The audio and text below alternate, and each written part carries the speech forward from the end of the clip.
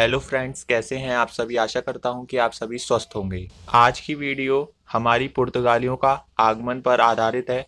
हमने एक वीडियो इसी टॉपिक पर पहले भी अपलोड की हुई है। अगर आपने वो वीडियो अभी तक नहीं देखी है, पहले आप उस वीडियो को जाकर देख लीजिए, क्योंकि ये वीडियो को समझने से पहले उस वीडियो को जानना बहुत ज़्यादा ज़रूरी है। इसीलिए उस वीडियो को आप पहले जाकर देखिए। अगर आपको वो वीडियो नहीं मिल रही है तो मैंने डिस्क्रिप्शन बॉक्स में लिंक दे दी है, तो आप उस पर क्लिक करके भी उस वीडियो को देख सकते हैं। तो आज की वीडियो हम कहाँ से स्टार्ट करेंगे, तो पुर्तगालियों के आगमन से आज की वीडियो हम स्टार्ट करेंगे। तो उसके बाद हम आगे चलते हैं और सबसे पहले देखते हैं पुर्तगालियों का आगमन। तो पुर्तगालियों के द्वारा यूरोप और भारत के बीच सीधे समुद्री मार्ग खोजने में आर्थिक एवं धार्मिक कारण सक्रिय थे। तो दो कारण थे जिनके कारण पुर्तगाली भारत आए थे। पहला कारण था आर्थिक और दूसरा कारण था धार्मिक। तो आर्थिक कारण था व्यापार करना, जाहिर सी ही बात है, और धार्मिक कारण था एशिया में ईसाई धर्म का प्रचार करना। उसके बाद सबसे पहले 1498 ईस्वी में वास्को डी गामा भारत में कालीकट बंदरगाह पहुंचा था। तो भारत में केरल में है कालीकट बंदरगाह। सबसे पहले वास्को डी गामा किस बंदरगाह में पहुंचा था, तो कालीकट बंदरगाह में पहुंचा था। कई बार एग्जाम में पूछा भी गया है। तो यहाँ पर पहले से बसे हुए जो अरबी व्यापारी थे उनके द्वारा वैमनस्य का रवैया अपनाया गया। तो पहले से ही जो अरबी व्यापारी भारत में व्यापार करते थे, तो उन्होंने देखा कि कोई यूरोपियन भारत आया है, तो जाहिर सी बात है उनका रवैया उस यूरोपी व्यापारी के लिए सही नहीं रहेगा। तो ऐसे ही जो अरबी व्यापारी थे उनका रवैया वास्को डी गामा के प्रति सही नहीं था। कालीकट के राजा थे जमोरिन। जमोरिन ने वास्को डी गामा का स्वागत किया और उसे मसाले तथा जड़ी बूटियां ले जाने की अनुमति प्रदान की थी। तो वास्को डी गामा ने भारत से मसाले कहाँ पर ले गया, तो यूरोप में ले गया था। वास्को डी गामा जो भी मसाले और जड़ी बूटियां भारत से लेकर गया था ना यूरोप में, तो यूरोप में बेचकर उसे कितना मुनाफा हुआ आपको पता होगा। लगभग लगभग 60 गुना मुनाफा हुआ था उसे। यानी कि जो भी मसाले वो भारत से यूरोप लेकर गया था, तो यूरोप में बेचने के बाद उसे 60 गुना मुनाफा हुआ था। तो 1498 के बाद 1500 ईस्वी में अल्वारेज केब्रल के नेतृत्व में अगला पुर्तगाली अभियान भारत आया और ये भी मसाला आदि लेकर पुर्तगाल चला गया। फिर 1500 के बाद 1502 ईस्वी में वास्को डी गामा पुनः यानी कि दोबारा से भारत आता है, और इसी वर्ष इसने क्या किया कि इसने कोचीन में पुर्तगालियों की प्रथम फैक्ट्री की स्थापना की थी। तो केरल में ही है कोचीन। तो कई एग्जाम में कई बार पूछा भी गया है कि पुर्तगालियों ने भारत में अपनी पहली फैक्ट्री कहाँ पर खोली थी, तो कोचीन में खोली थी। याद रखिएगा, यहीं पर इसने भारत में पहली पुर्तगाली बस्ती भी बसाई थी। कहाँ पर, तो कोचीन में। तो 1505 ईस्वी में क्या होता है कि पुर्तगाली सरकार ने एक नई नीति अपनाई जिसके द्वारा भारत में एक गवर्नर की नियुक्ति की गई, और इस संदर्भ में पहला पुर्तगाली गवर्नर बना था अल्मीड़ा। तो आगे चलकर भारत में कई सारी पुर्तगाली फैक्ट्रियां बन गई थीं। तो इनके नियंत्रण के लिए क्या किया गया, तो इनके नियंत्रण के लिए पुर्तगाली सरकार ने भारत में एक पुर्तगाली गवर्नर की नियुक्ति कर दी जिसका नाम था अल्मीड़ा। ये सबसे पहला भारत में पुर्तगाली गवर्नर था जिसका नाम था अल्मीड़ा। क्या नाम था, अल्मीड़ा। अब अल्मीड़ा के बारे में भी हम जान लेते हैं। तो अल्मीड़ा 1505 ईस्वी से लेकर 1509 ईस्वी तक पुर्तगाली गवर्नर बना रहा।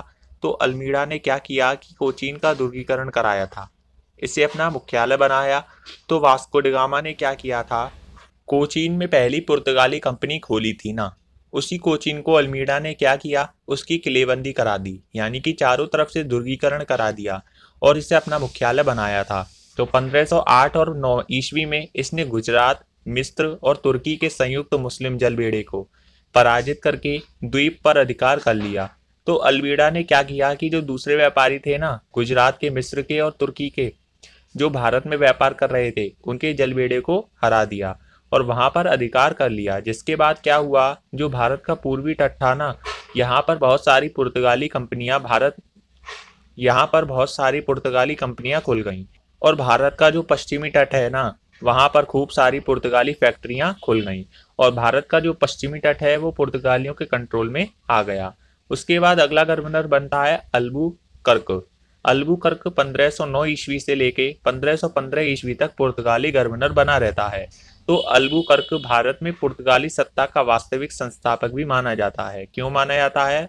क्योंकि इसने 1510 ईस्वी में बीजापुर से गोवा जैसे महत्वपूर्ण शहर को जीत लिया और उसकी किलेबंदी करा दी। इसीलिए अल्बुकर्क को भारत में पुर्तगाली सत्ता का वास्तविक संस्थापक माना जाता है। उसके बाद अगला गवर्नर बनता है वास्को डी गामा। तो वास्को डी गामा 1524 ईस्वी से लेकर 1529 ईस्वी तक यहाँ का गवर्नर रहा और 1529 ईस्वी में इसकी गोवा में मृत्यु हो गई और गोवा में ही वास्को डी गामा की कब्र बनाई गई। और सेंट जेवियर जो कि एक ईसाई संत थे, इनकी कब्र भी गोवा में ही है। तो वास्को डी गामा की मृत्यु गोवा में ही होती है और यहीं पर इनकी कब्र भी बनाई जाती है। ऐसे ही सेंट जेवियर थे जो कौन थे? तो ईसाई संत थे, इनकी कब्र भी गोवा में ही बनाई गई है। तो अगला पुर्तगाली गवर्नर बनता है नूनो दा कून्हा। ये 1529 से लेकर 1538 ईस्वी तक पुर्तगाली गवर्नर बना रहता है। यह अल्बुकर्क का वास्तविक उत्तराधिकारी माना जाता है क्योंकि इसने 1530 ईस्वी में कोचीन की जगह पर गोवा को अपनी राजधानी बनाया था। तो गोवा को जीता किसने? तो अल्बुकर्क ने। और नूनो दा कून्हा ने क्या किया? इसी को अपनी राजधानी बनाया। इसीलिए अल्बुकर्क का वास्तविक उत्तराधिकारी नूनो दा कून्हा को माना जाता है। तो जैसा कि हमने पढ़ा कि अल्बुकर्क का वास्तविक उत्तराधिकारी कौन माना जाता है? तो नूनो दा कून्हा, क्योंकि इसने गोवा को अपनी राजधानी बनाया और कून्हा ने मद्रास के निकट सैंथोम तथा बंगाल में हुगली में पुर्तगाली बस्तियों की स्थापना की और ये पहला पुर्तगाली गवर्नर बन गया जिसने भारत के पूर्वी तट पर भी एक पुर्तगाली फैक्ट्री खोली। अभी तक हमने देखा था ना कि भारत के पश्चिमी तट पर पुर्तगाली फैक्ट्रियां थीं, पर इसने भारत के पूर्वी तट पर भी पुर्तगाली फैक्ट्री खोल दी। किसने? नूनो दा कून्हा ने। तो अब आगे भारत को पुर्तगालियों की क्या देन है उसे देख लेते हैं।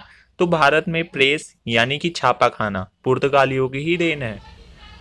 तंबाकू की खेती सबसे पहले 1508 ईस्वी में दक्षिण भारत में पुर्तगालियों ने ही शुरू करवाई थी। उत्तर भारत में देखा जाए तो तंबाकू की खेती शाहजहां के काल में आई थी और दक्षिण भारत में देखा जाए तो 1508 ईस्वी में पुर्तगालियों की देन है। तंबाकू की खेती और कई सारे फल और सब्जियां जो कि अब हमारे दिनचर्या का हिस्सा हैं, वो भी पुर्तगालियों की ही देन है। जैसे भारत में पपीता, अनानास, लीची, संतरा, आलू, शकरकंद, मूंगफली, काजू और बादाम की खेती पुर्तगालियों की ही देन है। जैसा कि आप देख रहे हैं, अब ये सब्जियां और फल हमारी दिनचर्या का हिस्सा हैं, तो ये सभी पुर्तगालियों की ही भारत को देन है। तो हमने पुर्तगालियों के बारे में पढ़ लिया। अब हम जो भी प्रमुख पुर्तगाली गवर्नर हैं उनका रिवीजन भी कर लेते हैं। तो सबसे पहले अल्मीड़ा के बारे में पढ़ लेते हैं जो कि 1505 से 1509 ईस्वी का है। मिस्र, तुर्की एवं गुजरात की संयुक्त मुस्लिम जल बेड़े को पराजित किया था किसने? अल्मीड़ा ने। कोचीन का दुर्गीकरण करवाया था किसने? अल्मीड़ा ने। दुर्गीकरण का मतलब क्या होता है? किलेबंदी करवा देना, उसी को क्या कहते हैं? दुर्गीकरण कहते हैं। केन्नानोर में पुर्तगाली फैक्ट्री की स्थापना भी की थी। इसके बाद हम देख लेते हैं अल्बुकर्क जो कि 1509 से 1515 ईस्वी का है। 1510 ईस्वी में गोवा को जीतकर पुर्तगाली आधिपत्य की स्थापना की थी किसने? अल्बुकर्क ने। और भारत में पुर्तगाली सत्ता का वास्तविक संस्थापक भी किसे माना जाता है? अल्बुकर्क को, जो कि 1509 से 1515 ईस्वी तक का था। नेक्स्ट हम देख लेते हैं नूनो दा कून्हा जो कि 1529 से 1538 ईस्वी तक का था। कोचीन के स्थान पर गोवा को राजधानी बनाया था किसने? नूनो दा कून्हा ने। पूर्वी तट की ओर पुर्तगाली वाणिज्य का विस्तार भी किया था इसने और हुगली और सैंथोम में पुर्तगाली फैक्ट्री की स्थापना भी इसी ने की थी। तो आज की वीडियो हमारी यहीं पर समाप्त होती है। अगली वीडियो में हम देखेंगे डच का आगमन कहाँ पर? भारत में।